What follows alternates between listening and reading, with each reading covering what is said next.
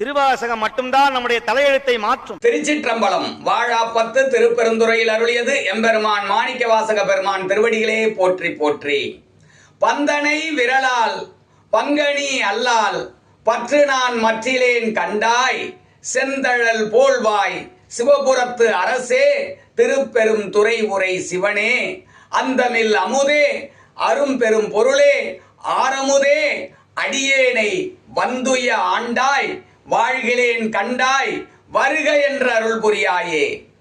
பந்தனை விரலால் பங்கனி அல்லால் பற்று நான் மற்றிலேன் கண்டாய் செந்தழல் போல்வாய் சிவபுரத்தரசே திருப்பெருந்துறை உரை சிவனே அந்தமிலமுதே அரும்பெரும் பொருளே ஆரமுதே அடியேனை வந்துய ஆண்டாய் வாழ்கிலேன் கண்டாய் வருக என்ற அருள் புரியாயே.